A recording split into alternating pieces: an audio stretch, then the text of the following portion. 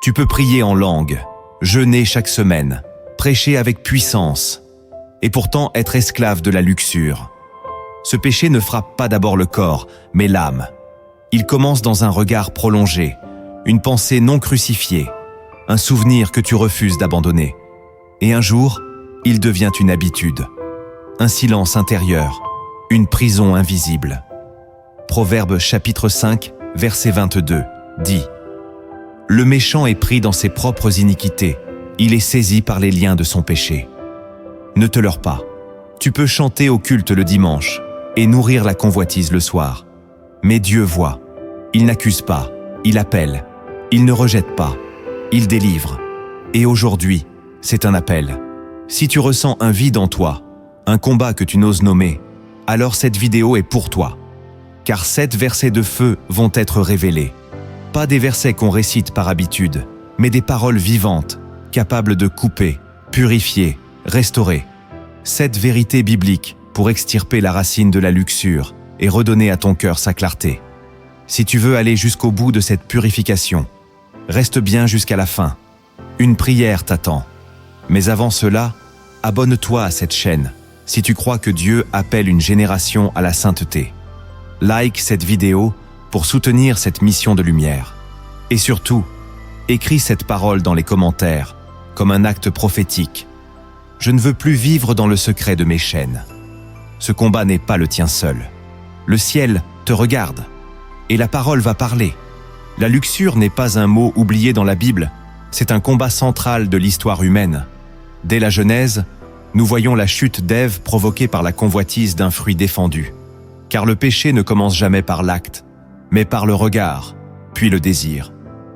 David, homme selon le cœur de Dieu, a failli non sur un champ de bataille, mais sur le toit de son palais, lorsqu'il a laissé son regard nourrir la luxure en contemplant Bathsheba. Et ce regard mal gardé a entraîné adultère, mensonge, meurtre et jugement. Jésus lui-même a révélé la gravité invisible de ce péché lorsqu'il a dit dans Matthieu chapitre 5, verset 28 « Quiconque regarde une femme pour la convoiter a déjà commis un adultère avec elle dans son cœur. » Dans la Nouvelle Alliance, Dieu ne juge plus seulement l'acte, mais l'intention. L'impureté est une fissure du cœur. Elle peut coexister avec la louange, avec les apparences de la foi, mais elle finit toujours par éteindre l'onction. L'apôtre Paul exhortait les croyants à fuir l'impudicité comme un feu destructeur.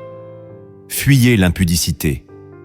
Quelque autre péché qu'un homme commette, ce péché est hors du corps. Mais celui qui se livre à l'impudicité pèche contre son propre corps. 1 Corinthiens 6, 18. Ce combat est spirituel, et il est d'autant plus dangereux qu'il est silencieux. L'Esprit de Dieu t'invite aujourd'hui non à te condamner, mais à comprendre la racine de cette guerre. Car ce que tu n'exposes pas à la lumière finira par te détruire dans l'ombre. C'est pourquoi la parole va parler, et la vérité va purifier. 7 versets. 7 clés pour briser l'esclavage intérieur. Chaque parole que tu vas entendre n'est pas là pour te blesser, mais pour t'ouvrir. Le Saint-Esprit veut t'enseigner, non te condamner. Alors écoute avec ton âme. Reçois avec humilité. Et si l'un de ces versets te touche, arrête-toi. Médite. Laisse Dieu parler. Le premier verset que tu dois graver dans ton cœur se trouve dans Job chapitre 31, verset 1. « J'avais fait un pacte avec mes yeux, et je n'aurais pas arrêté mes regards sur une vierge. » Voici la première clé spirituelle. Tu dois faire alliance avec tes yeux. Non pas une décision vague ou émotionnelle, mais une alliance ferme, intérieure, spirituelle.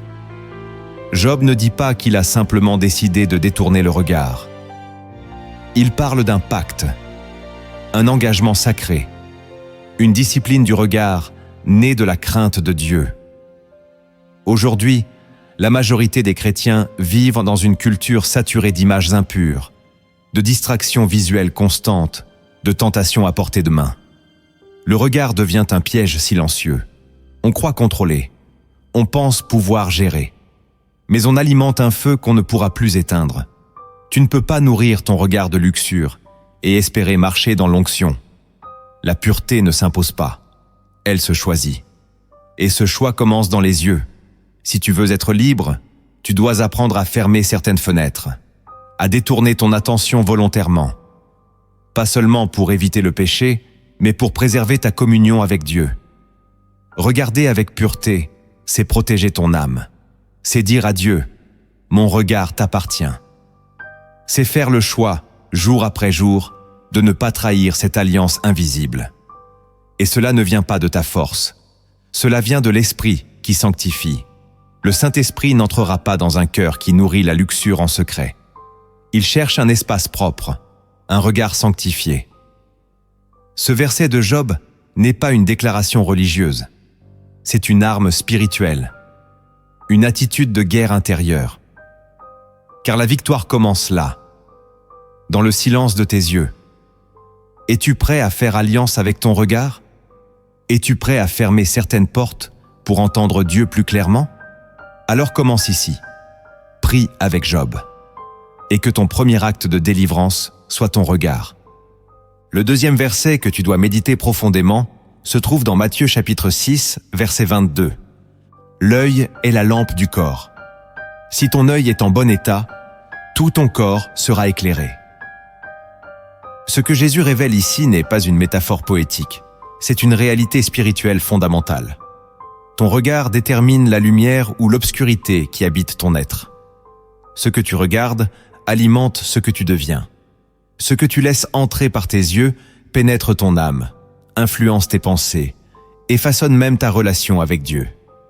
Beaucoup prient pour la pureté, mais vivent les yeux ouverts sur la souillure. Ils demandent l'onction tout en contemplant ce qui éteint la présence de Dieu. Jésus ne dit pas que ton œil influence ton comportement. Il dit qu'il éclaire ou éteint ton corps tout entier. Le regard est un canal spirituel.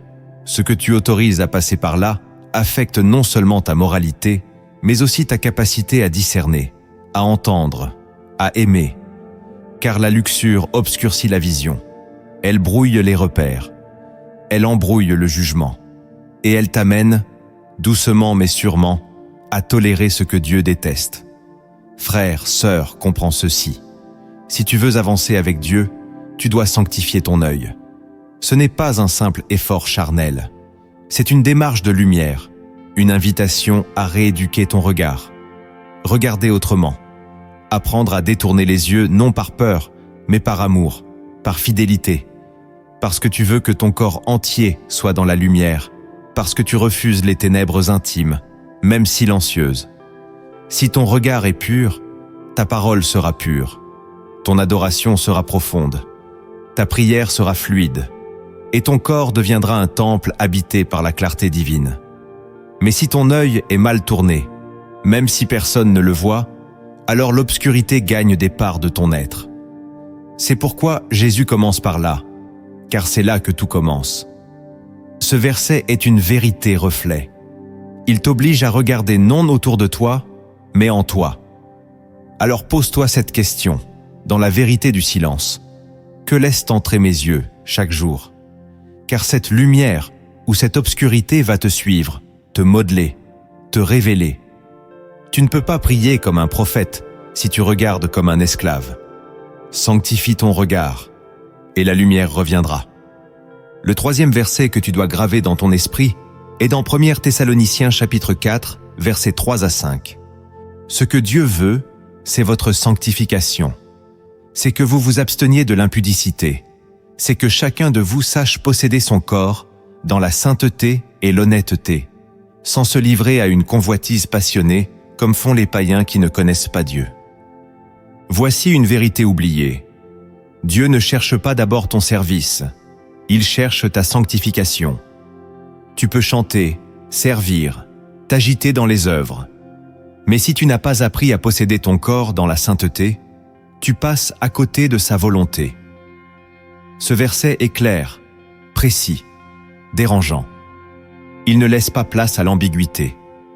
Dieu veut que tu sois saint dans ton corps. Pas seulement dans ta bouche, pas seulement dans tes intentions, mais dans tes membres, dans ton intimité, dans ton rapport au désir. Il ne s'agit pas d'un standard religieux, mais d'un appel à la maturité spirituelle. Le corps est un temple. Et quand tu te livres à la convoitise, tu invites l'ennemi dans le sanctuaire. Paul oppose ici deux catégories, ceux qui connaissent Dieu et ceux qui vivent comme s'il n'existait pas. Et la frontière entre les deux se révèle dans la manière de gérer les désirs. Le monde se livre à ses passions. Le chrétien apprend à les maîtriser. Il n'est pas parfait, mais il est en guerre contre ce qui veut le posséder. Il ne justifie pas ses fautes. Il les expose à la lumière. Il ne caresse pas ses pulsions. Il les soumet à la croix. Et c'est dans cette lutte, jour après jour, que la sanctification prend forme. Tu veux savoir si tu marches dans la volonté de Dieu? Regarde comment tu gères ton corps.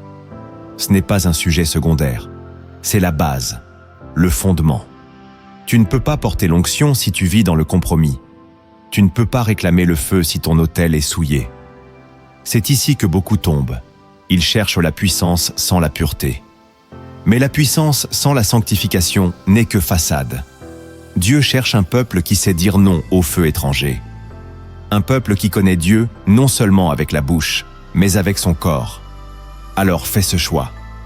Apprends à posséder ton corps, et Dieu viendra habiter ton temple. Le 4e verset que tu dois laisser pénétrer dans ta conscience vient de 2 Timothée, chapitre 2, verset 22. Fuis les passions de la jeunesse et recherche la justice, la foi, la charité, la paix, avec ceux qui invoquent le Seigneur d'un cœur pur. Ce verset n'est pas une invitation douce, c'est un ordre spirituel. Fuis. Ne résiste pas, ne négocie pas, ne joue pas avec le feu. Fuis. Quand il s'agit de luxure, Dieu ne t'appelle pas à tester ta force, mais à reconnaître ta fragilité. Tu n'as pas été créé pour affronter la tentation de front, mais pour tourner le dos au piège avant qu'il ne t'empoisonne. Le jeune homme spirituel veut prouver qu'il peut tenir. Le sage sait que sa victoire est dans la fuite. La luxure se nourrit de proximité, de lenteur, d'exposition. Elle se glisse dans les zones grises, dans les retards, dans les regards tolérés. Et un jour, ce que tu croyais maîtriser t'enchaîne. Voilà pourquoi Paul dit à Timothée « Fuis les passions de la jeunesse ». Non pas parce qu'elles sont seulement liées à l'âge, mais parce qu'elles s'enracinent dans l'immaturité spirituelle. Et il ne dit pas seulement ce qu'il faut fuir. Il montre ce qu'il faut chercher, la justice, la foi, l'amour, la paix. Tu ne peux pas simplement fuir le péché. Tu dois courir vers Dieu. Tu ne seras jamais délivré de la convoitise si tu ne remplaces pas le vide. Car ce que tu refuses d'alimenter doit être remplacé par une passion plus grande. Et cette passion, c'est Christ. C'est la recherche d'un cœur pur. Ce n'est pas une course en solitaire. Le verset termine ainsi. Avec ceux qui invoquent le Seigneur d'un cœur pur. Tu ne peux pas sortir seul de la prison de la luxure. Tu as besoin d'une communion vraie, de frères et sœurs qui marchent dans la même soif de sainteté. Il y a des chaînes qui tombent quand tu t'entoures des bonnes personnes. Il y a des tentations qui perdent leur force quand tu choisis l'authenticité. Fuis, mais ne cours pas au hasard. Cours vers la lumière. Cours vers la communauté. Cours vers ce qui édifie ton âme. Et tu verras que Dieu donne toujours une issue à celui qui cherche la paix d'un cœur pur.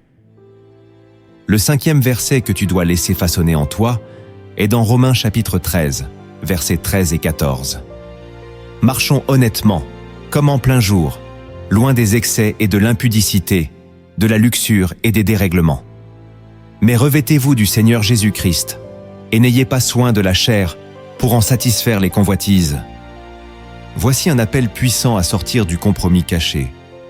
Paul ne parle pas ici à des païens, mais à des croyants, à des hommes et des femmes déjà engagés, mais encore vulnérables.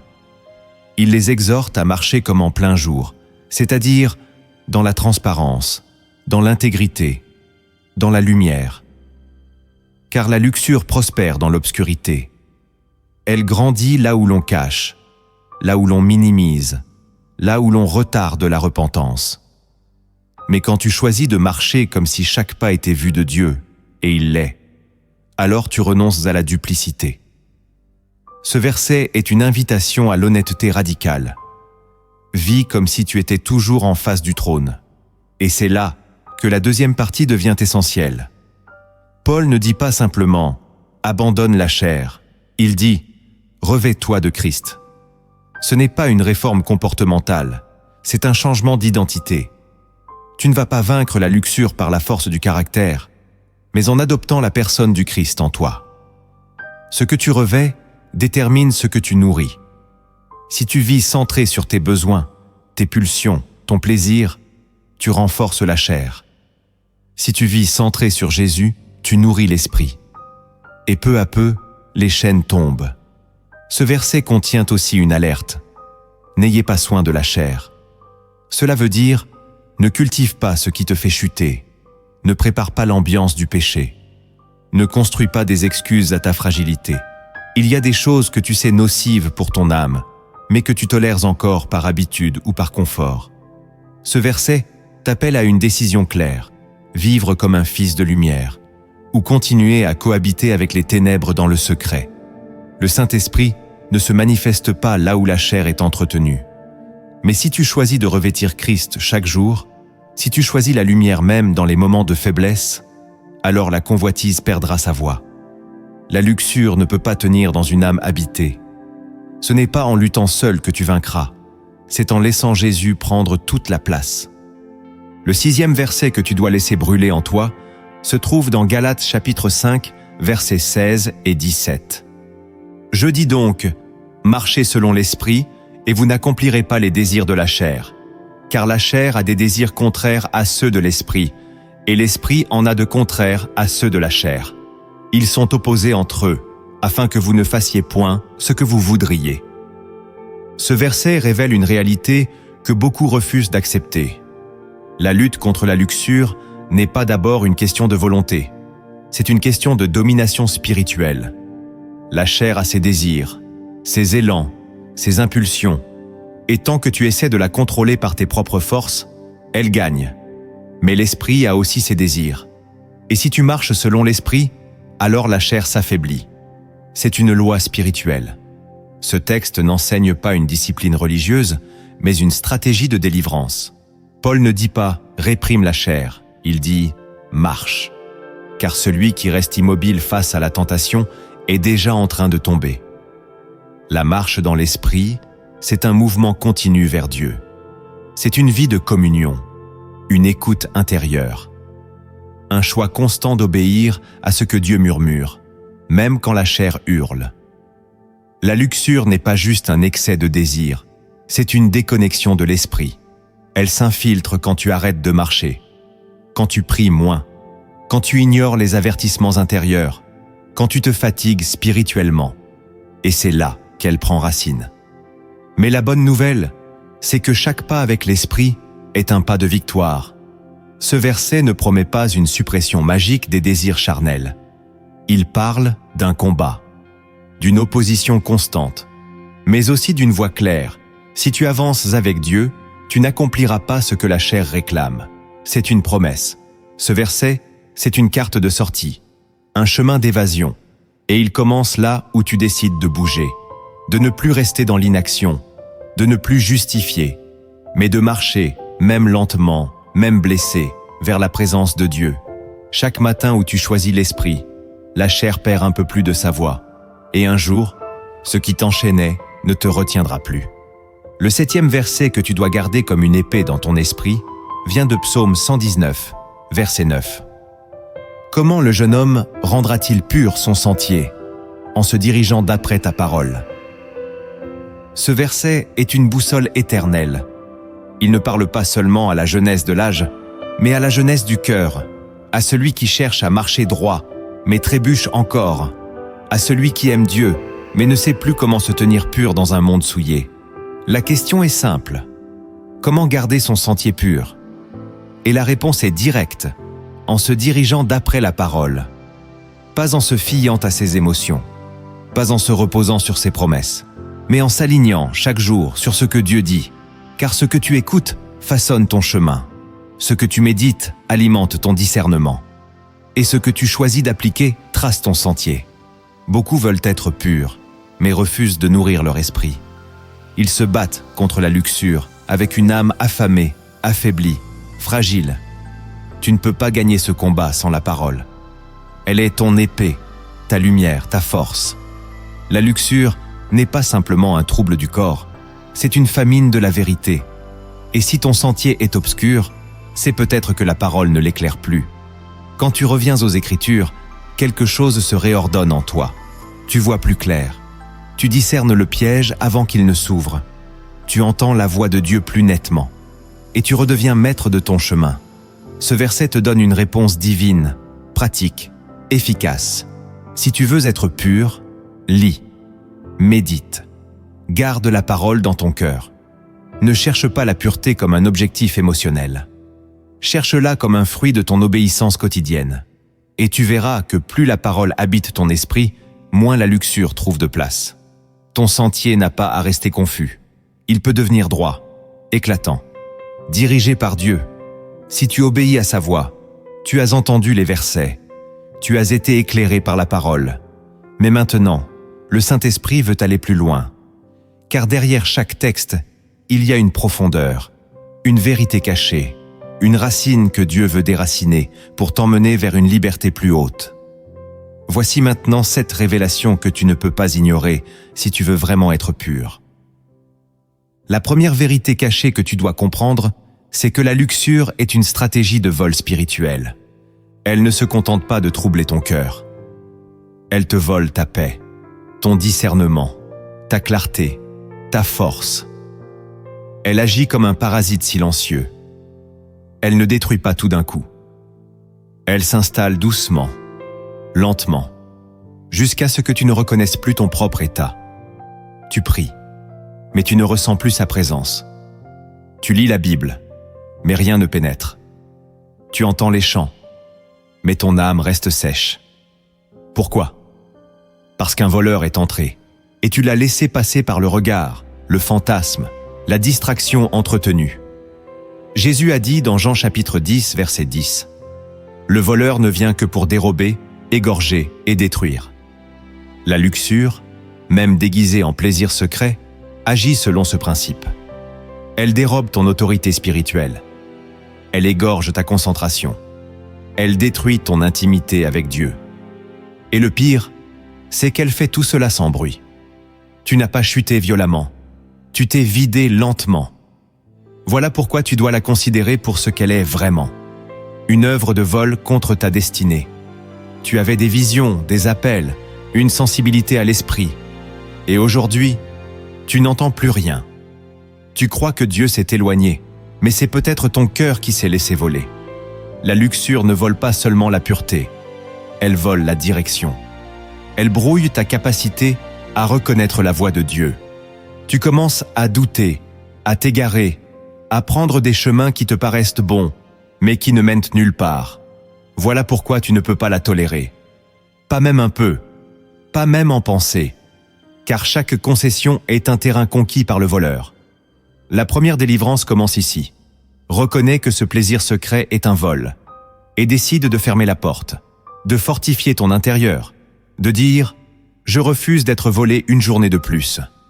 Et tu verras, ce que Dieu a planté en toi ne sera pas arraché si tu choisis de rester éveillé. La deuxième vérité cachée que tu dois discerner, c'est que la luxure se nourrit du silence intérieur. Elle prospère dans les zones que tu refuses d'exposer. Tant que tu n'en parles pas, tant que tu n'avoues pas, tant que tu gardes ce combat dans les replis secrets de ton âme, elle gagne. Ce péché n'a pas besoin de cris, il se satisfait des non-dits. Tant que tu dis à Dieu « Je vais gérer », au lieu de dire « J'ai besoin de ton secours », la luxure s'installe. Car elle est experte dans l'art du silence. Tu continues de prier, tu continues de servir, mais tu sais très bien que quelque chose est en train de mourir en toi. Ta conscience t'alerte, mais tu la repousses. Ton esprit te parle, mais tu l'éteins. Le silence intérieur devient une couverture, un drap sombre qui te permet de fonctionner sans affronter. Et c'est là que l'Esprit de Dieu s'attriste. Pas parce que tu es tombé, mais parce que tu refuses d'ouvrir la porte. Tu refuses de nommer le combat. Tu vis avec, comme un colocataire invisible, Et plus tu gardes ce silence, plus tu t'éloignes de la lumière. La Bible dit dans Proverbes chapitre 28, verset 13, « Celui qui cache ses transgressions ne prospérera point, mais celui qui les avoue et les délaisse obtiendra miséricorde. » Ce verset est une clé. Tant que tu caches, tu t'assèches. Tant que tu couvres, tu perds. Mais le jour où tu exposes, même en tremblant, même en larmes, Dieu commence à restaurer. Ce n'est pas l'aveu devant les hommes qui libère, c'est l'honnêteté devant Dieu. C'est le moment où tu dis « Seigneur, je ne veux plus te faire semblant. Je veux te faire confiance. » Ce moment-là ouvre les cieux et brise l'accord silencieux que tu avais, sans le savoir, avec la chair.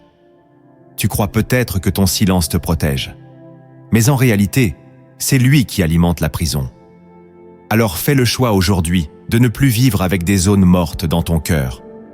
Parle à Dieu. Pleure si tu dois pleurer, mais parle. Car quand la parole revient dans l'âme, la vérité reprend ses droits. Et quand la vérité s'installe, la luxure perd son pouvoir. La troisième vérité cachée que tu dois intégrer profondément, c'est que la luxure affaiblit ton autorité spirituelle. Ce péché n'est pas seulement une faute morale ou une faiblesse charnelle, c'est un saboteur d'onction. Il agit comme une fuite invisible dans ton réservoir spirituel. Tu pries avec foi, mais tu sens que l'impact est faible. Tu veux intercéder, mais ta voix intérieure est lourde, confuse, impuissante. Pourquoi ? Parce que la luxure coupe la ligne entre l'esprit et l'autorité. L'onction ne repose pas sur la performance, elle repose sur la consécration.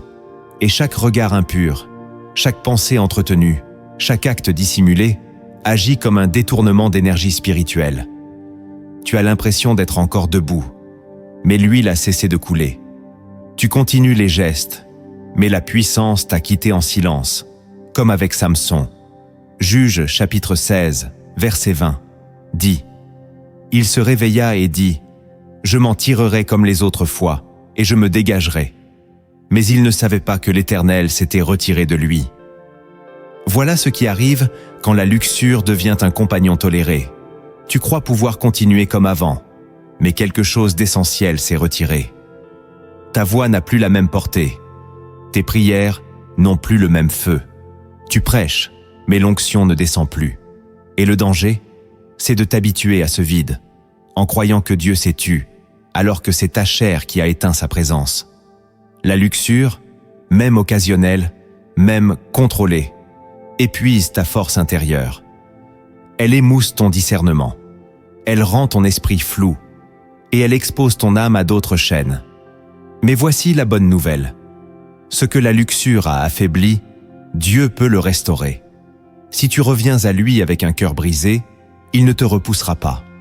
Il ne cherche pas des hommes parfaits. Il cherche des hommes vrais. Des hommes qui crient comme David dans le psaume 51, verset 12, « Rends-moi la joie de ton salut, et qu'un esprit de bonne volonté me soutienne. » L'autorité spirituelle n'est pas un privilège réservé à quelques-uns. C'est l'héritage de tout cœur purifié. Et si tu choisis de fermer la porte à la luxure, jour après jour, Dieu restaurera en toi une voix de feu, une présence authentique, une autorité qui ne vient pas du volume, mais de la sainteté. La quatrième vérité cachée que tu dois reconnaître avec lucidité, c'est que la luxure crée une double vie spirituelle. Ce péché t'oblige à diviser ton cœur. Tu deviens une personne en public et une autre dans le secret. Tu continues d'aimer Dieu sincèrement, mais en parallèle, tu entretiens une zone que tu refuses de lui soumettre. Tu élèves les mains occultes, mais ton regard est encore captif. Tu parles de pureté, mais tu vis dans des compromis silencieux. Tu dis « Seigneur, je t'appartiens », mais tu gardes un sanctuaire fermé à l'intérieur. Et peu à peu, une fracture invisible s'installe. Ta bouche loue Dieu, mais ton cœur est divisé. Et c'est cette division qui ronge lentement ton âme. Elle ne fait pas de bruit, mais elle t'épuise, car il est impossible de marcher avec assurance quand tu vis en tension intérieure. Le psaume 86, verset 11, dit « Enseigne-moi tes voies, ô Éternel. Je marcherai dans ta fidélité. dispose mon cœur à la crainte de ton nom. Ce que Dieu cherche, c'est un cœur entier. Pas un cœur sans faute, mais un cœur unifié, limpide, transparent. La luxure empêche cela. Elle te pousse à cacher, à mentir, même à toi-même. Tu dis que tu gères, tu dis que c'est passager. Mais en vérité, tu vis une double vie. Et cela t'éloigne doucement de la paix véritable. Car il n'y a pas de repos tant que le cœur est divisé. Il y a des nuits agitées, des prières étouffées, des temps de silence où tu n'oses plus t'approcher. Tu ressens le poids de l'écart entre ce que tu déclares et ce que tu vis. Mais Dieu ne t'accuse pas. Il t'appelle. Il veut réunifier ton être. Il veut t'enseigner à ne plus fuir, mais à t'exposer à sa lumière, sans crainte, sans masque. Le danger de la double vie, c'est qu'elle devient normale. Tu t'habitues à ce décalage. Tu développes une théologie intérieure qui excuse tout. Et tu continues, jusqu'au jour où tu ne reconnais plus ta voix dans la prière. La délivrance commence le jour où tu refuses de vivre en 2 morceaux. Le jour où tu cries « Seigneur, je veux redevenir entier ». Ce cri-là, Dieu ne le méprise jamais. Il s'approche du cœur brisé. Il relève ceux qui acceptent de devenir vrais. Et il restaure ce que la division avait égaré. La 5e vérité cachée que tu dois laisser pénétrer, c'est que la luxure déforme ta perception de l'amour. Ce péché altère ton regard sur les autres, sur toi-même et même sur Dieu. Il remplace la tendresse par l'avidité, l'honneur par la possession, la patience par la pulsion. La luxure ne cherche pas à aimer, elle cherche à consommer. Elle ne s'intéresse pas à la personne, mais à ce qu'elle peut tirer d'un corps, d'une image, d'une émotion. Et peu à peu, elle t'apprend à confondre désir et amour. Tu crois être attiré alors que tu es assoiffé. Tu penses aimer alors que tu veux combler un vide. La luxure fait naître des illusions. Elle habille l'instant d'une fausse chaleur, mais laisse toujours le cœur plus vide qu'avant. Elle pousse à idolâtrer des silhouettes, à entretenir des scénarios dans la pensée, à espérer des liens bâtis sur le sable de la sensation. Et quand l'amour véritable se présente, celui qui demande patience, sacrifice, fidélité, tu ne le reconnais plus. Tu es déformé. Tu ne sais plus recevoir sans soupçonner, donner sans chercher ton plaisir, rester sans t'ennuyer. Voilà ce que la luxure fait. Elle corrompt ta capacité d'aimer. Et c'est pour cela que tant de relations se brisent. Parce qu'on entre dans l'amour avec un cœur affamé, mais infecté. Et même si la personne est bonne, même si Dieu avait permis la rencontre, l'ombre de la luxure finit par tout fissurer. Tu dois comprendre ceci. On ne peut pas bâtir une relation divine sur une base impure. Tu peux séduire, mais tu ne pourras pas construire. Tu peux attirer, mais tu ne pourras pas protéger. Car la chair attire, mais seul l'amour sanctifié édifie. Et cet amour commence par un cœur lavé. La Bible dit dans 1 Corinthiens chapitre 13, verset 5, « L'amour ne cherche pas son intérêt. Voilà l'opposé exact de la luxure. Et voilà pourquoi tu dois choisir. Est-ce que tu veux aimer comme Christ ou continuer à désirer comme le monde? Ce choix ne se fait pas en un jour, mais il commence par une décision, une confession, un repositionnement du cœur, une prière sincère qui dit « Seigneur, délivre-moi de tout ce qui déforme l'amour en moi. Si tu veux vraiment aimer, il faut que ton regard soit guéri, que ta mémoire soit lavée, que ton cœur soit sanctifié. Et si cette parole te parle, écris-le en commentaire, sans honte et sans crainte, pour ancrer ta libération. Je veux aimer comme Christ, pas désirer comme le monde. » La 6e vérité cachée que tu dois accepter avec humilité, c'est que la luxure n'est pas seulement une faiblesse, c'est une porte. Et cette porte, une fois ouverte, expose ton âme à d'autres oppressions. Tu penses peut-être que ce péché est isolé, sans grandes conséquences. Tu crois que c'est un simple moment de chute, une tentation passagère. Mais spirituellement, chaque acte, chaque pensée entretenue, chaque complaisance dans la luxure est une ouverture invisible à des influences plus sombres. La luxure n'est jamais seule. Elle est accompagnée, en silence, par la honte, le mensonge, le découragement, la culpabilité, parfois même par des attaques dans le sommeil, des blocages émotionnels, une confusion chronique. Et tu ne comprends pas pourquoi tu pries, mais que ton esprit reste lourd. Tu jeûnes, mais quelque chose t'oppresse. Tu veux avancer, mais tu sens un poids invisible. La vérité, c'est que cette porte, tant qu'elle reste entr'ouverte, permet à d'autres puissances de s'infiltrer. Éphésiens chapitre 4, verset 27 nous avertit. Ne donnez pas accès au diable. Ce verset n'est pas symbolique. Il est stratégique. Toute porte ouverte devient un point d'accès. Et la luxure est une des plus grandes brèches dans la muraille du cœur. Tu peux penser que c'est une faiblesse intime, mais en réalité, c'est une passerelle spirituelle. Voilà pourquoi tu ne peux plus la traiter comme un péché normal. Elle exige un traitement radical, un brisement intérieur, une repentance sans réserve. Car tant que tu excuses cette ouverture, tu exposes ton âme à des attaques que tu ne comprendras pas. Et tu risques de combattre les symptômes au lieu d'en fermer la source. Mais la bonne nouvelle, c'est que Dieu ferme les portes quand tu reviens à lui de tout ton cœur. Il restaure la muraille. Il relève les portes effondrées. Il purifie le sanctuaire intérieur. Et il te redonne l'autorité perdue. Mais cela commence par un aveu. Seigneur, je reconnais que j'ai laissé une porte ouverte. Cette reconnaissance-là, quand elle est sincère, ferme les accès. Et c'est là que la délivrance commence. Car Dieu ne libère pas seulement du péché. Il libère aussi de ses conséquences spirituelles. Il arrache les liens, il nettoie l'atmosphère de ton âme, et il referme les brèches que la chair avait laissées béantes. Si tu fermes cette porte aujourd'hui, tu verras que beaucoup d'autres combats s'apaiseront. Non parce que tu seras parfait, mais parce que la racine aura été touchée. La 7e vérité cachée que tu dois embrasser avec sérieux, c'est que la luxure ne se chasse pas seulement par la volonté, mais par la présence. Tu peux avoir la volonté de résister.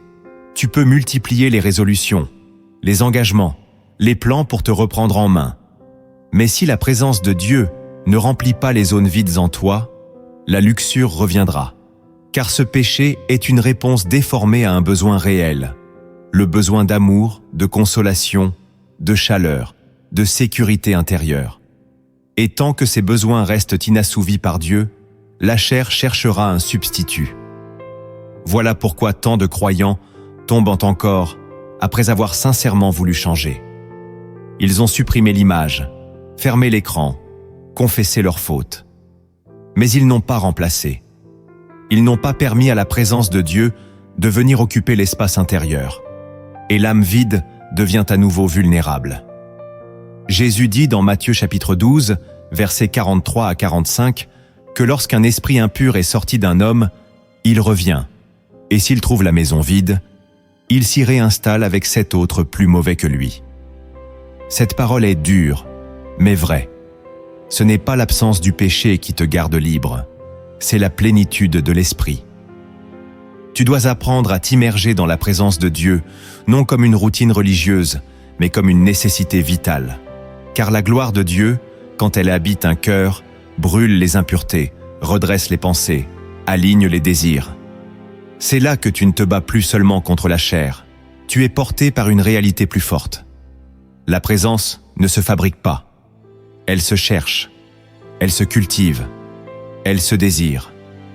Elle descend là où le cœur est sincère, disponible, dépouillé. Et si tu t'attaches à elle, la luxure perdra son goût, sa force, son pouvoir. Ce que tu aimais dans le secret te semblera fade. Ce qui t'attirait deviendra amer. Car quand la lumière s'installe, les ténèbres ne peuvent plus t'enchaîner. Ne cherche pas d'abord à te battre. Cherche à t'emplir, à t'attacher à sa présence comme à ton oxygène. Et tu verras que la liberté ne sera plus une lutte, mais un fruit. Si cette parole a touché ton cœur, je t'invite à partager cette vidéo à quelqu'un qui vit ce combat. Tu ne sais pas qui, dans ton entourage, attend une parole comme celle-ci. Sois un canal, sois un témoin, et laisse Dieu utiliser ta fidélité pour en libérer d'autres. Tu as vu la profondeur du combat. Tu as entendu les versets. Tu as découvert les vérités que la chair déteste.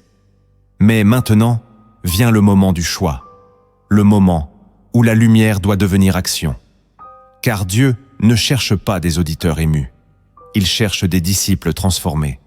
Voici donc 7 actes concrets que tu dois poser pour retrouver la pureté. Le premier acte que tu dois poser pour retrouver la pureté, c'est de purifier ton environnement. Ce que tu vois, ce que tu entends, ce que tu consommes chaque jour nourrit un monde intérieur. Tu ne peux pas chercher la sainteté et entretenir un climat de tentation autour de toi. La pureté n'est pas qu'un combat intérieur, c'est aussi une hygiène spirituelle extérieure. Il y a des musiques que tu dois cesser d'écouter, des pages que tu dois supprimer, des comptes que tu dois désactiver, des séries que tu dois abandonner. Pas parce que c'est religieux, mais parce que ton âme est en jeu. L'Esprit de Dieu ne peut pas habiter un temple saturé de bruits impurs. Tu ne peux pas réclamer sa voix si ton atmosphère personnelle est encombrée de voix contraires. Jésus a dit dans Matthieu chapitre 6, verset 22, « L'œil est la lampe du corps, et cette lampe, tu dois la protéger. » Si ta maison est pleine de fenêtres ouvertes à la luxure, comment veux-tu vivre dans la paix? Il ne s'agit pas de devenir légaliste. Il s'agit de devenir libre. Et la liberté passe par une décision radicale. Choisir ce qui entre. Tu ne peux pas semer des images impures et récolter des pensées saintes. Tu ne peux pas t'abreuver de contenus sexuellement troublants et espérer garder un cœur limpide. Ce premier acte est simple mais coûteux. Tu dois faire le ménage. Spirituellement, émotionnellement, numériquement, et parfois même relationnellement. Il y a des contacts que tu dois couper, des messages que tu dois cesser de relire, des souvenirs que tu dois cesser d'entretenir. Tu dois oser fermer certaines portes pour que d'autres puissent s'ouvrir. L'Esprit Saint est saint, et il ne forcera jamais une âme qui refuse de se séparer du compromis. Mais si tu fais le choix aujourd'hui de sanctifier ton environnement, tu verras, une paix nouvelle va descendre, une clarté va revenir, une force va renaître, car ce n'est pas un détail, c'est un fondement. Si tu veux retrouver la pureté, commence par choisir ce que tu laisses entrer dans ton sanctuaire. Le deuxième acte que tu dois poser pour retrouver la pureté, c'est d'exposer ton combat à Dieu sans masque. Beaucoup de croyants tombent, non parce qu'ils ne veulent pas changer, mais parce qu'ils ne savent pas parler à Dieu avec vérité. Ils prient avec des filtres. Ils cachent leur lutte derrière des formules. Ils disent « Seigneur, aide-moi », mais dans leur cœur, ils ont encore peur de l'échec, peur de la honte, peur du rejet. Écoute bien, Dieu ne bénit pas la version modifiée de toi. Il bénit l'authentique. Et si tu veux être libre, tu dois apprendre à parler à Dieu avec des mots vrais. Dis-lui « Je suis faible ». Dis-lui « J'ai honte ». Dis-lui « Je tombe encore ». Et ne fuis pas après avoir parlé. Reste. Laisse sa présence descendre là où tu croyais qu'il ne viendrait jamais. Le psaume 51, verset 17 dit « Les sacrifices qui sont agréables à Dieu, c'est un esprit brisé.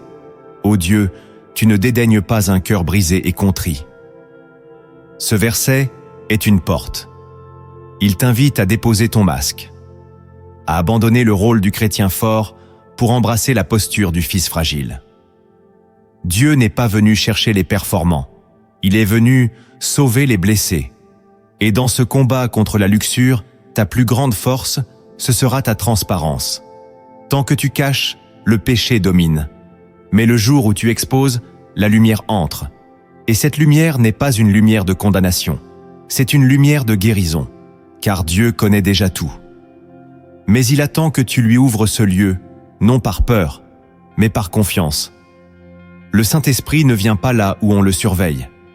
Il vient là où on l'appelle sans défense. Et c'est là qu'il agit. Il commence à nettoyer, à restaurer, à rééduquer ton âme. Ce deuxième acte est simple, mais il change tout. Ose dire à Dieu ce que tu n'as jamais osé dire à personne. Pas dans la panique, pas dans le désespoir, mais dans la confiance. Car c'est dans ce lieu de vérité que le ciel se manifeste avec puissance. Ne reste pas enfermé.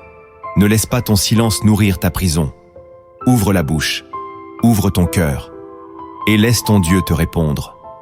Le troisième acte que tu dois poser pour retrouver la pureté, c'est de nourrir ton âme plus que ta chair. L'une des raisons pour lesquelles la luxure revient sans cesse, c'est que la chair est nourrie chaque jour, pendant que ton âme jeûne. Tu nourris tes pensées d'images, de notifications, de divertissements. Tu nourris tes sens de musique, de mouvement, de stimulation.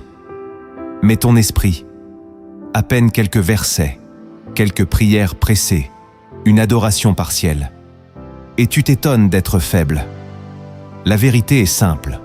Ce que tu nourris grandit, ce que tu négliges meurt. Galates chapitre 6, verset 8 dit « Celui qui sème pour sa chair moissonnera de la chair la corruption, mais celui qui sème pour l'esprit moissonnera de l'esprit la vie éternelle. » Tu peux vouloir la pureté, mais si tu ne nourris pas ton esprit, tu continueras à tomber. Car la luxure n'est pas qu'un combat moral, c'est un terrain de famine, et une âme affamée finit toujours par chercher un substitut. Voilà pourquoi tu dois rééduquer ton appétit. Commence par choisir de nourrir ton esprit intentionnellement. Lis la parole chaque jour, non comme une routine, mais comme une respiration. Médite-la lentement, laisse-la parler, laisse-la t'envahir. Prie non pour demander, mais pour demeurer. Adore non pour ressentir, mais pour t'abandonner. Entoure-toi de louanges, de témoignages, de paroles inspirées. Mets-toi dans une atmosphère qui élève, qui purifie, qui aligne. Et tu verras, plus ton âme se remplit de Dieu, moins la chair aura de pouvoir. Ce n'est pas que le péché disparaîtra comme par magie, c'est que ta faim changera. Tu ne seras plus attiré par ce qui te détruisait, parce que tu auras goûté quelque chose de meilleur. Ce n'est pas l'effort qui te rendra pur, c'est la saturation. Une âme saturée de la présence de Dieu n'a plus de place pour les idoles.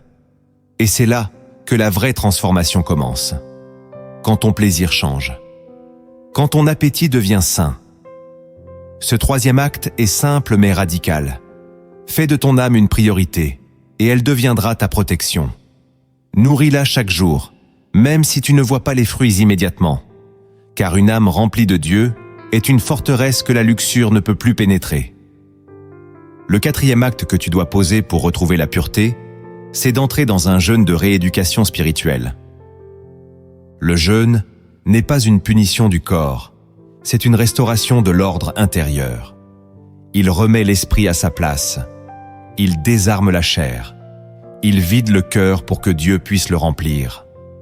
Mais attention, ce jeûne n'est pas un simple arrêt de nourriture, c'est un cri silencieux. « Seigneur, j'ai besoin d'être reconfiguré. » Quand la luxure a pris trop de place, c'est qu'un déséquilibre s'est installé en toi. Tes désirs sont déréglés, ton regard est flou, ton âme est confuse, et tu as besoin de silence, de séparation, de purification. Le jeûne, bien vécu, est une arme de reconstruction intérieure. C'est un acte de guerre contre la dépendance, contre la répétition, contre l'automatisme du péché. Ésaïe chapitre 58, verset 6, dit « Voici le jeûne auquel je prends plaisir. Détache les chaînes de la méchanceté, dénoue les liens de la servitude, renvoie libres les opprimés. » Voilà l'objectif du jeûne biblique. Détacher ce qui t'attache, briser ce qui t'emprisonne et restaurer ce que tu avais perdu. Et ce jeûne peut prendre plusieurs formes. Tu peux jeûner un repas ou plusieurs. Tu peux jeûner des écrans, des conversations inutiles, des activités qui alimentent ta faiblesse. L'important, ce n'est pas la durée, c'est la direction. Ce n'est pas la performance, c'est la soif. Et si tu entres dans un jeûne avec un cœur honnête, même imparfait, Dieu honorera cette offrande. Tu verras que certaines pensées vont s'éteindre, que certaines attractions vont se dissoudre, que certaines habitudes vont perdre leur emprise. Car dans le jeûne, Dieu agit sur ce que tu ne contrôles plus. Il vient réinitialiser ton système intérieur. Il te redonne le goût de la sainteté. Il ouvre des canaux spirituels que la chair avait bouchés. Ce quatrième acte, si tu l'acceptes, deviendra un tournant. Pas parce qu'il est facile, mais parce qu'il est puissant. Si tu sens que la luxure t'a épuisé, si tu sens que tu ne sais plus comment t'en sortir, alors entre dans le jeûne. pas pour manipuler Dieu, mais pour lui dire « Je veux revenir à la source ». Et il te répondra. Car un cœur qui jeûne sincèrement attire toujours le ciel. Le 5e acte que tu dois poser pour retrouver la pureté, c'est de reconstruire un autel personnel de prière. Il n'y a pas de liberté durable sans feu sur l'autel. Tu peux écouter toutes les prédications, suivre toutes les vidéos, lire tous les versets, mais si ton lieu secret est éteint, ta force intérieure s'effondrera tôt ou tard. L'autel personnel, c'est ce lieu invisible, intime, constant, où tu rencontres Dieu seul. C'est là que la lumière vient. C'est là que les chaînes tombent. C'est là que l'onction est renouvelée. Mais la luxure a cette particularité. Elle t'éloigne de l'autel sans bruit. Tu continues à prier en public, à t'exprimer comme un croyant, mais dans le secret. Le feu s'est éteint. Tu n'as plus d'endroit où Dieu te parle. Plus de rendez-vous sacrés avec sa présence. Tu te nourris de contenu spirituel, mais tu ne te tiens plus devant sa face. Et tant que l'autel est abandonné, la chair gouverne. Lévitique chapitre 6, verset 13 dit « Le feu brûlera continuellement sur l'autel, il ne s'éteindra point. » Ce n'était pas une option pour les sacrificateurs. C'était un ordre, une exigence divine. Et aujourd'hui, tu es ce sacrificateur. Tu es le temple. Et c'est à toi de veiller à ce que le feu ne s'éteigne pas. Tu dois rebâtir ce lieu de prière, non comme une routine, mais comme un sanctuaire. Tu n'as pas besoin de 3 heures, mais tu as besoin de vérité, d'honnêteté, de silence et de face à face. L'autel personnel, c'est là où tu te laisses briser, où tu ne parles pas seulement à Dieu, mais où tu l'écoutes, où tu attends, même sans sensation, où tu restes, même sans émotion. Et plus tu reviens à cet autel, plus tu redeviens fort. Pas par puissance humaine, mais par imprégnation divine. Car l'autel est un lieu d'échange. Tu donnes ta fatigue, il donne sa paix. Tu donnes ton trouble, il donne sa clarté. Tu donnes ta chair, il déverse son esprit. Ce 5e acte est non négociable. Rebâtis ton autel. S'il est en ruine, relève-le. S'il est tiède, rallume-le. Et tu verras que Dieu ne tarde jamais à répondre à un feu sincère. C'est là que commence la délivrance véritable. Le 6e acte que tu dois poser pour retrouver la pureté, c'est de faire de la repentance un style de vie, pas un événement ponctuel. La plupart des croyants vivent la repentance comme une réaction émotionnelle après une chute. Ils tombent, se sentent coupables, prient en pleurant, promettent de ne plus recommencer, puis recommencent. Pourquoi ? Parce que leur repentance n'est pas enracinée dans une transformation de la pensée. Elle est circonstancielle, mais pas structurelle. Elle calme la douleur du moment, mais elle ne change pas le système intérieur. Or, la repentance véritable est bien plus qu'un regret. C'est une rééducation spirituelle continue. Dans Actes chapitre 3, verset 19, Pierre proclame « Repentez-vous donc et convertissez-vous pour que vos péchés soient effacés, afin que des temps de rafraîchissement viennent de la part du Seigneur. » Cette parole est puissante. Elle nous dit que la repentance n'est pas une humiliation, c'est une porte. Une porte vers le rafraîchissement, vers la liberté, vers une paix durable. Et cette porte, tu dois apprendre à l'ouvrir chaque jour. Pas parce que tu as chuté, mais parce que tu veux rester aligné. Parce que tu refuses que ton cœur se durcisse. Parce que tu veux marcher dans la lumière, même dans les pensées les plus discrètes. La vraie pureté ne naît pas d'un grand cri une fois par an. Elle naît de petites corrections, répétées chaque jour, de confessions discrètes, d'examens de conscience sincères, d'un dialogue régulier avec Dieu sur l'état réel de ton âme. Et c'est là que la puissance monte, car celui qui vit dans la repentance n'est pas faible, il est affûté. Il sent venir les dérives, il repère les compromis, il corrige l'axe dès qu'il sent que la trajectoire dévie, et il garde son cœur chaud, vivant, ouvert. La luxure ne peut pas résister longtemps dans une âme qui vit dans la lumière. C'est pourquoi ce 6e acte est fondamental. repens-toi souvent. Pas par peur, mais par amour. Pas pour éviter le châtiment, mais pour rester dans la communion. Car la sainteté ne vient pas en fuyant le péché, mais en courant vers Dieu. Et la course commence chaque matin par une seule question. Seigneur, y a-t-il quelque chose en moi que tu veux transformer aujourd'hui?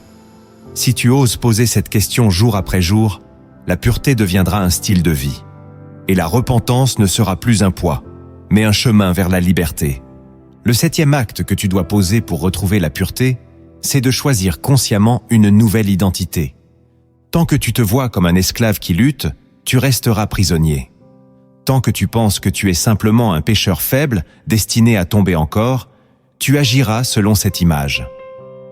Voilà le piège subtil. La luxure ne t'attaque pas seulement dans le corps, elle t'enchaîne dans l'esprit par l'étiquette qu'elle te colle. Elle te fait croire que tu n'en sortiras jamais, que tu n'es pas assez fort, que tu as essayé trop de fois, que tu n'es pas fait pour la sainteté. Mais Dieu ne t'appelle jamais par ton péché. Il t'appelle par ton nom. Il ne te voit pas selon ta dernière chute, mais selon ton identité en Christ. Et cette identité, tu dois la choisir. Tu dois la proclamer. Tu dois l'habiter.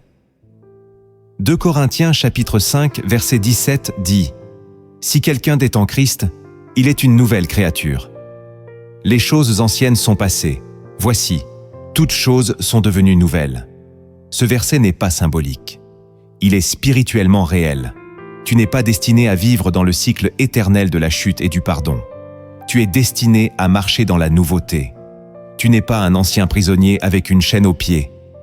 Tu es un fils libre, un temple vivant, un sanctuaire de lumière.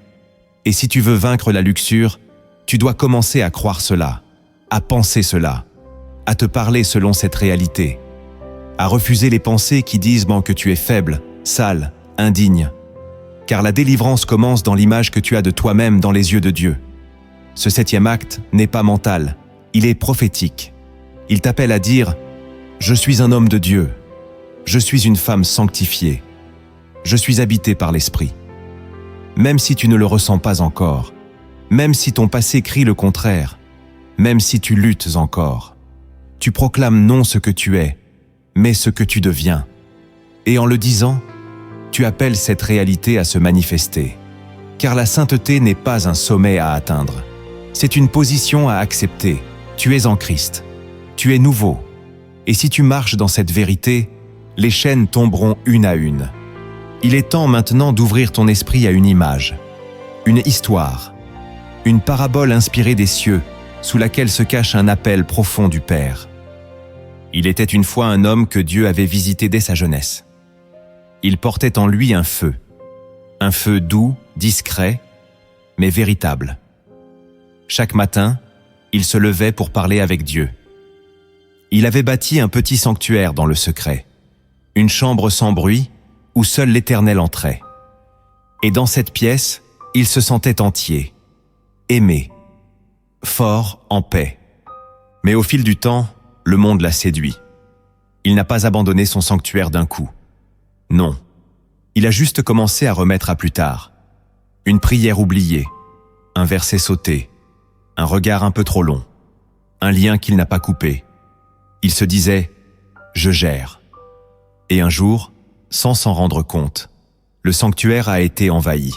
Des images s'y sont glissées, des voix étrangères y ont résonné, des souvenirs y ont laissé des empreintes. Il revenait parfois, en hâte, pour retrouver la paix. Mais la pièce était sombre, poussiéreuse, froide. Alors il s'est dit que Dieu était parti. Il a cessé d'entrer. Il a appris à vivre sans, à parler de Dieu, à servir même, sans jamais revenir dans le sanctuaire. Il souriait, mais il n'était plus entier. Il priait, mais son cœur était divisé. Il regardait autour de lui, mais plus jamais en lui. Jusqu'au jour où une parole l'a réveillé. Une phrase simple, mais tranchante. « Je suis encore là, mais c'est toi qui ne reviens plus. » Ce jour-là, il est retourné dans le sanctuaire. La porte grinçait, l'air était lourd. Mais il est entré, il s'est assis, il n'a pas parlé, il a juste pleuré, longtemps. Et c'est dans ce silence que le feu est revenu. Non pas le feu des émotions, le feu de la vérité, il a compris que Dieu ne l'avait jamais quitté, que la poussière sur l'autel venait de ses absences, pas du silence divin. Et dans cette pièce oubliée, il a prononcé la seule prière qu'il n'avait jamais osé dire. « Seigneur, je ne veux plus vivre sans toi à l'intérieur. » Ce jour-là, le sanctuaire a recommencé à brûler, lentement, profondément. Et l'homme est ressorti différent. Il avait toujours le même visage, mais un nouveau regard. Il n'était plus l'esclave de ses pensées, mais le gardien d'un feu. Il ne vivait plus à l'extérieur de lui-même. Il habitait à nouveau l'autel. Et depuis ce jour, quand il parle aux autres, on ne l'écoute pas pour ses mots, mais pour la lumière qu'il porte. Tu viens d'entendre des versets de feu, des vérités que la chair déteste, des actes concrets que l'esprit t'invite à poser. Ce combat n'est pas théorique, il est quotidien. Mais tu n'es pas seul. Dieu ne t'a pas abandonné à tes luttes. Il t'a donné sa parole, sa présence et une nouvelle identité. Tu n'as plus à te cacher. Tu n'as plus à vivre dans la honte. Tu peux être libre. Tu peux marcher dans la lumière. Tu peux retrouver la paix intérieure. Alors ne laisse pas ce message être juste un moment. Reviens-y. Médite-le. Prends un temps avec Dieu. Et si cette vidéo t'a parlé, partage-la. Il y a des âmes autour de toi qui vivent ce combat en silence. Sois une voix. Sois une lumière. Et n'oublie pas, tu n'es pas défini par tes chutes. Tu es défini par celui qui te relève. Avant de conclure, j'aimerais t'inviter à un moment de cœur à cœur avec le Père. Là où les mots cessent et où l'âme s'ouvre. Ne récite pas cette prière. Vis-la. Dis-la avec ton cœur. Car Dieu écoute maintenant. Seigneur saint et juste, je viens devant toi. Non avec des performances, mais avec vérité. Je ne me cache plus. Je ne joue plus un rôle. Tu connais tout. Tu vois tout. Tu sais tout. Et pourtant, tu m'appelles. Tu me tends la main. Tu m'invites à revenir. Alors aujourd'hui, Père, je reviens. Je te demande pardon pour chaque regard nourri par la convoitise, chaque pensée que j'ai laissée s'installer, chaque silence complice, chaque compromis discret. Je confesse que je n'ai pas su garder mon autel allumé, mais je te rends grâce, car tu ne m'as pas rejeté. Seigneur, je te remets chaque fissure. Je te remets ce que je n'ai jamais osé dire. Je te donne cette faiblesse que j'ai maquillée en force. Je ne veux plus cacher, je veux guérir. Souffle sur mon âme, esprit de sainteté. Viens purifier ce que la chair a souillé. Viens refermer les portes que j'ai ouvertes à l'ennemi. Viens restaurer ce que j'ai laissé s'effondrer. Viens rétablir la communion que j'ai négligée. Je te prie, Seigneur, donne-moi une sainte haine du péché, pas une peur religieuse, mais une révélation de ta sainteté. Donne-moi la vision de ce que je perds quand je te délaisse. Redonne-moi la joie de ton salut, la douceur de ta voix, la lumière de ton regard. Aujourd'hui, je renonce à toute fausse identité. Je ne suis pas un esclave de la chair. Je suis un fils, une fille, racheté est, purifié est, aimé est. Je ne veux plus vivre comme si j'étais dominé. Je veux marcher dans la liberté des enfants de Dieu. Je te demande, Seigneur, remplis-moi de ta présence. Sature mon esprit de ta parole. Fais de mon cœur un temple habité. Qu'aucune pensée impure n'y trouve sa place. Qu'aucune illusion du monde ne vienne m'aveugler. Je veux porter ton parfum, pas l'odeur du compromis.